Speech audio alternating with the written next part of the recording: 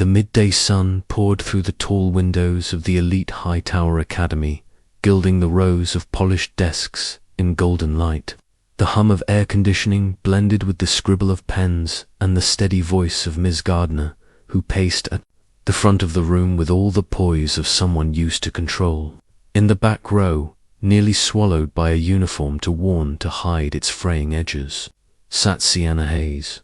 Her gaze was focused, her notebook a maze of equations and scribbled notes. Her presence so quiet it was almost easy to miss. But not today. A whisper from the front office, passed to Miss Gardner by a teacher's aide, shifted the rhythm of the classroom. The lesson stopped mid-sentence. The silence that followed was sharp. Miss Gardner turned slowly, her eyes finding Sienna's pack. "Your things," she said, her tone as flat and cold as the marble floors in the front hall. "You haven't paid your school fees." A ripple of nervous laughter swept through the room, uncertain, guilty, but eager to distance itself from discomfort.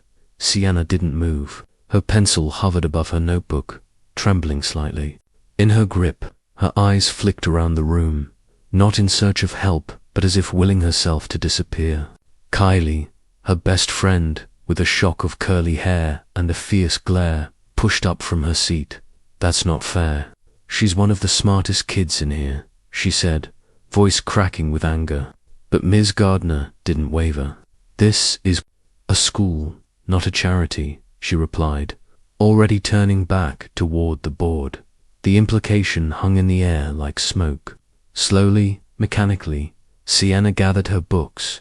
She zipped up her backpack and hugged it to her chest, walking down the aisle of desks like it was a long hallway of shame. No one dared meet her eyes. No one else stood up. Outside, the sounds of the city returned: car horns, birdsong, distant sirens, but Sienna didn't seem to notice. She sank down on the curb just past the school gates, where trimmed hedges gave way to cracked sidewalk. Her shoulders hunched, but she didn't cry. Instead, she pulled out her notebook, turned past the smudged corners and half-solved problems, and began to work again. Her lips moved silently, repeating formulas as if they could shield her from the sting of the morning. Around her, the world moved on, but in the quiet defiance of a 12-year-old girl with nothing left to lose, something powerful stirred. The apartment was barely more than a box, 2 small rooms stacked with second-hand furniture and a persistent scent of cooking oil and bleach. It was home to Sienna and her mother, Tracy Hayes, whose youthful dreams had long since been buried under the weight of survival. Once, Tracy had wanted to be a chef, had trained for it, even, but life had other plans. Now, she scrubbed hotel toilets by day and waitressed the graveyard shift at a 24-hour diner by night. Her hands cracked from chemicals, her eyes dulled by exhaustion. Every dollar she earned was counted and stretched, not for herself, but for her daughter. Sienna's tuition at Hightower Academy had always been a reach, but Tracy was convinced it was the only path that didn't end in a dead-end job or a cycle of struggle. She had scraped, starved, and sacrificed, skipping meals, patching holes in her shoes with glue, hiding the mounting stack of overdue rent notices under a loose floorboard. She smiled for Sienna, even when the lights flickered from unpaid bills. She never let her daughter see her break. But tonight would test that resolve. Sienna, unaware of the details but never blind to their reality, moved through the apartment with quiet purpose. She washed her uniform in the sink. There was no washer on, laid it over the heater to dry. She chopped vegetables with careful precision, while Tracy stirred a thin soup over the stove. The two worked like clockwork, synchronized in silence. Sienna never complained, never asked for more than what was given. She was brilliant, and her mother knew it. Top of her class. But brilliance, it seemed, wasn't enough to keep the doors of privilege open. At school, Sienna was an anomaly, a genius, hidden beneath a threadbare sweater, ignored by the well-fed administration and the cliques of legacy kids in designer shoes. Her ideas, shown on paper, but they were invisible in the real rooms that mattered. At the top of Hightower's ivory tower, Mr. Benjamin Cross reviewed quarterly projections. He was tall, silver-haired, and utterly detached from the school's legacy of excellence. Where his late sister had seen students, he saw a depth of red or black ink. The school was now a portfolio asset, and Sienna Hayes was just a number in arrears. Without pause or regret, he initialed the removal order. No exceptions, no scholarships. She didn't fit the model. Back in the apartment, the soup boiled over. Tracy jolted from her daze to stir it back to life. She looked thinner than usual, her cheeks hollow, her blouse hanging a little too loose. Sienna watched from the corner, her mouth pressed into a line. She didn't say anything, just turned back to her notebook and the hand-drawn circuit diagrams. She'd been sketching for weeks blueprints of a future she still believed in, if only because her mother did. Later that night, as Tracy wiped down the already clean kitchen counter, her shoulders began to shake. It wasn't loud, it wasn't messy, just a silent unraveling, one she thought Sienna couldn't see, but Sienna did see-saw everything. And still, she turned off the kitchen light and tiptoed to bed without a word, pretending not to notice, because even at 12, she understood that sometimes pretending was the kindest thing you could do. For the Hayes, this wasn't just about school. It was about everything: dignity, hope, survival. Tracy had staked everything on a dream she could no longer afford, and Sienna carried the weight of that sacrifice like a second skin. The classroom door may have closed, but neither of them was ready to quit. Not yet. The morning air was crisp, but there was a heaviness in Tracy's steps as she walked beside Sienna toward the school gates. She had barely slept after her quiet breakdown the night before, but resolve had settled over her like armor. Sienna walked silently, her backpack slung tight over both shoulders, her face unreadable. When they reached the front office, Tracy smoothed her blouse and stepped inside with hesitant determination. The receptionist, seated behind a sleek glass partition, barely glanced up. "We're here to speak with someone." "Anyone," Tracy said softly. "I just need to ask for a little more time. Just a little more." The receptionist sighed, flipped through a clipboard, and said, without inflection, "If you can't pay, you can't stay." No eye contact, no humanity, just policy. Tracy's voice cracked. "Please, she's top of her class. She just needs..." But her words hung uselessly in the air. Behind them, footsteps echoed across the marble floor. Benjamin Cross, in his tailored suit and pristine shoes, was passing through on his way to a boardroom.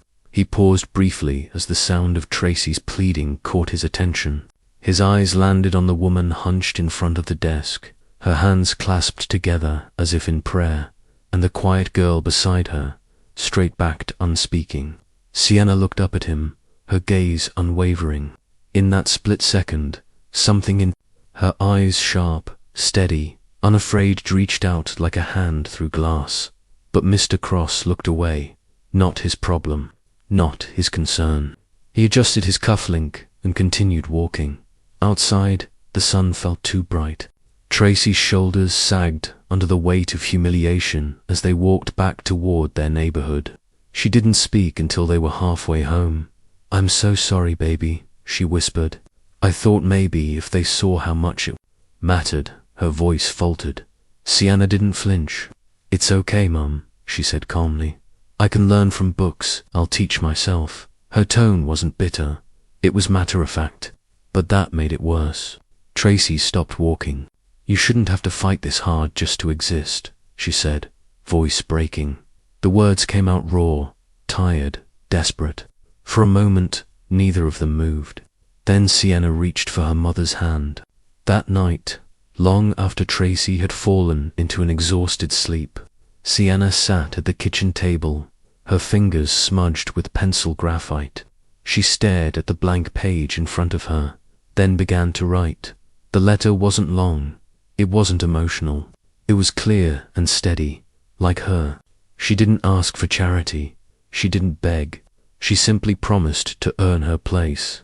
Cleaning classrooms, tutoring younger kids, helping in the lab, whatever it took. She wrote that she believed in education the way some people believed in God, and that if someone just gave her a chance, she wouldn't waste it.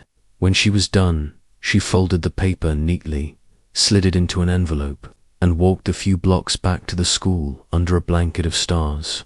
The gates were locked, the campus silent. She reached through the bars and slipped the letter into the metal mail slot by the front office door.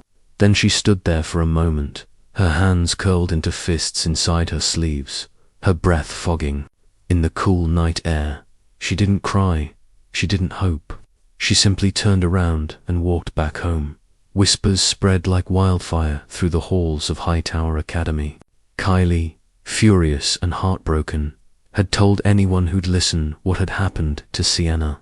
They kicked her out because she couldn't pay, she said, voice edged with disbelief. Some students murmured sympathy. A few even asked if they could help, but most simply shrugged, too insulated by their privilege to care. Sienna had always been quiet, always serious. To them, she was a background presence, a name on the honor roll, not a girl who could be expelled and vanish overnight. The school moved on. Lessons continued. Lunchtime laughter echoed in the courtyards. But under the surface, a quiet tension had begun to stir. In his corner office, lined with modern art and silence, Benjamin Cross sifted through papers with routine detachment. A cluttered pile meant for shredding sat on the edge of his desk, but a single envelope, half buried, caught his eye. No return address, just his name in careful, unassuming handwriting. Curious, he opened it. As he read, the air in the room seemed to still. The letter wasn't pleading. It was measured, intelligent, painfully sincere. I am not just a balance sheet, it read. I am a student, I am a dreamer, and I belong here. He finished reading and sat back slowly, the letter hanging from his fingers. Then, with a flick of his wrist, he tossed it onto the desk's edge. But even as he turned his attention back to the spreadsheets, the words looped in his mind. That voice, steady, defiant, refused to be silenced. Across town, Tracy Hayes was slipping into survival mode. The rejection at the school hadn't stopped. Hurt it had lit a fire under her exhaustion. She picked up extra shifts, cleaned twice the number of rooms at the hotel, and volunteered for double coverage at the diner, ignoring the ache in her back and the pounding in her temples. Every hour meant another few dollars. Every dollar meant a sliver of hope. She barely slept, barely sat down. The landlord was circling, and the notices were becoming threats. She even began to consider the number scrawled on the back of a card, slipped to her by a co-worker private lender. Cash fast, interest be damned. Her fingers hovered over her phone more than once, but each time she stopped short. She couldn't chain her daughter to debt, not after all this. Sienna, meanwhile, constructed a world of silence around herself. She rose each morning and dressed in her uniform like always, but instead of heading to school, she took the bus to the public library and camped out with textbooks and borrowed notebooks. She didn't want to answer questions from neighbors, didn't want anyone's pity. At the library, no one asked who she was or why she was there. She studied relentlessly, pages filled with equations, circuitry sketches, and hand-drawn timelines of world history. She didn't let herself cry. She just worked, as if learning itself could push back against everything she'd lost. One afternoon, the phone in the apartment rang. Tracy answered, already bracing herself for another collection call. But it was Ms. Vega, Sienna's science teacher. Her voice was soft, cautious. I just wanted to say, I'm sorry, she said. Sienna was my best student, brightest mind I've seen in years. I didn't know this was happening, and I wish I'd fought harder. The words cracked, something in Tracy that had been hardening for weeks. She thanked her quietly, tears stinging her eyes. It wasn't enough, but it was something. Then came the night that everything cracked open. Tracy had pushed herself past the point of endurance. Mid-shift at the diner, balancing a tray of plates and half-hearted smiles, her legs buckled. She went down without a sound. A co-worker shouted her name.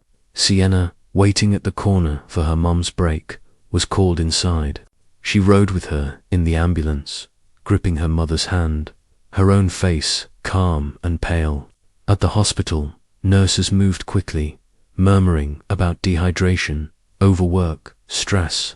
Sienna sat in the waiting area alone, her backpack hugged to her, chest like armor. Across the corridor, Benjamin Cross had just stepped out of his sister-in-law's hospital room. He wasn't expecting to see anyone from the school, certainly not the girl from the letter. But there she was, curled into a waiting room chair, legs tucked up, eyes sharp despite the fatigue. He froze. She saw him instantly. He turned, instinctively, pretending not to. But her voice cut through the low hum of beeping monitors and footsteps. "Why did you read my letter and do nothing?" she asked. The question wasn't loud. It was quiet, controlled, devastating. He turned slowly. There was no fury in her face, just the same quiet strength that had lived in her letter. Her hands clutched her backpack tighter, but her eyes held his without blinking. For a moment, Mr. Cross said nothing, caught between discomfort and something else he couldn't quite name. She wasn't accusing him, she was confronting him. And for the first time in years, something within him, some ancient sense of conscience or curiosity, began to shift. Mr. Cross stood frozen in the hospital corridor, caught off guard not just by Sienna's presence, but by the quiet power in her voice. He hadn't expected her to confront him. He certainly hadn't expected her to know. But she didn't. She wasn't afraid. "You don't even know who I am," she said, voice steady but sharp. "But you decided I didn't matter." The words sliced deeper than he wanted to admit. He didn't respond. Couldn't he? Just turned and walked away, his footsteps echoing hollowly down the sterile hallway. But her words clung to him like smoke, curling into his thoughts as he drove home, as he tried to sleep, as he sat alone in his quiet, sprawling house filled with expensive things and echoing silence. That night, memories returned like ghosts of his sister, Evelyn Cross, the one who had built Hightower Academy from nothing. He had once mocked her idealism, her relentless belief that a school could change the course of a life. But Evelyn had held firm, insisting that intelligence didn't belong to the privileged, and that brilliance often came from the overlooked. It had been her passion, her life's work, and he had turned it into a ledger, a line item, a cold, efficient business. He woke the next morning feeling something he hadn't felt in years: shame. Cross began reviewing Sienna's file in full for the first time, not just the financials, but everything. He combed through her academic record, her test scores, her teacher's notes, perfect grades, advanced comprehension, problem-solving far beyond her age, a mind hungry to learn. Then he reread her letter, slower this time. Every sentence rang with clarity and quiet strength. This wasn't a plea, it was a declaration. The next evening, he showed up at their apartment unannounced. Tracy opened the door, still in her diner apron, and froze. "Mr. Cross," she said, stunned. The small apartment smelled like cumin and soap. The furniture was sparse, but spotless. Sienna peered out from behind her mother, eyes wide, a textbook still open on the floor. Cross cleared his throat, unfamiliar. With this kind of moment, "You were right," he said simply. "You don't belong outside those gates." There was no speech, no flourish, just a quiet reinstatement, effective immediately. Sienna could return to school, but he didn't stop there. Days later, Tracy received another call. This time, Mr. Cross asked them both to come to his office. He greeted them with surprising warmth, then asked if he could speak with Tracy privately. Sienna waited just outside, her foot tapping the floor. Inside, Tracy sat rigid, unsure of what to expect. Cross folded his hands. I've begun the process of setting up a scholarship fund, he said. A permanent one for students like Sienna, and I want her to be the first recipient. Tracy's breath caught. Gratitude rose in her throat. But before she could speak, he continued, more slowly now, cautiously, like he was stepping out onto a ledge. My sister built this school for children like your daughter. I ignored that for too long. But it's time I do something meaningful with her legacy. And, if you'll allow it, I'd like to be more than just the man who owns her school. Tracy's brow furrowed. What are you saying? She asked, voice quiet with confusion. He exhaled. I lost my family years ago, he said. I never had children. I don't want to replace anyone. I know you're her mother. That's sacred. But if you're open to it, I'd like to adopt her, officially, be part of her life, support her completely, as family. The room fell silent. Tracy stared at him, too stunned to speak. Outside the door, Sienna sat upright, the letter that had started everything still folded neatly in her backpack waiting. Still, to be answered. Tracy spent days turning the offer over in her mind, every hour tugging at her heart in a different direction.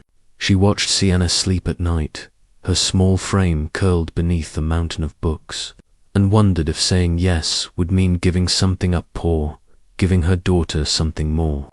She talked to Sienna honestly, no walls between them, just a mother and her child navigating the impossible.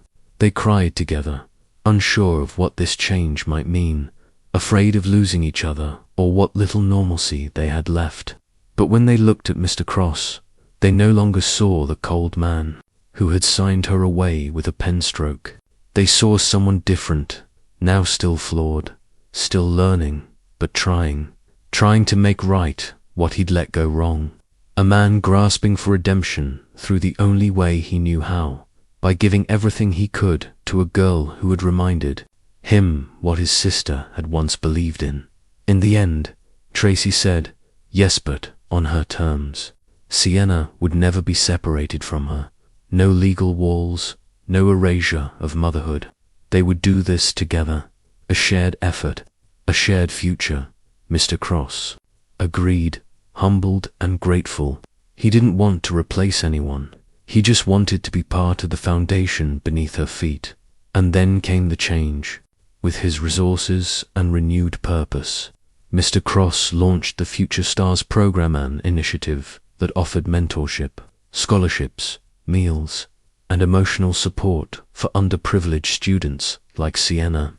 He brought in new staff, counselors, who understood hardship, teachers with a passion for inclusion.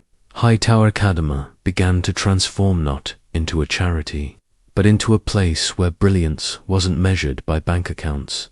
Sienna soared. Back in her classroom, she didn't just catch up, she led. Science competitions, robotics fairs, even a regional math championship. Her name was on every winner's list. She began mentoring younger students in the Future Stars program, helping them believe in themselves the way she once had to alone. Her confidence grew not from being saved, but from knowing she'd earned every bit of her place, and now had the support to reach higher. And Tracy, she took a leap of her own. With Mr. Cross's help, connecting her to a small business foundation, she finally opened her dream, a tiny food stand selling homemade dishes from her grandmother's recipes. It wasn't glamorous, but it was hers. People lined up for her spiced corn chowder and sweet cornbread muffins. And slowly, the woman who once cleaned up after others began building something of her own. The three of them, Tracy, Sienna, and Benjamin Cross, formed a strange, beautiful constellation of second chances.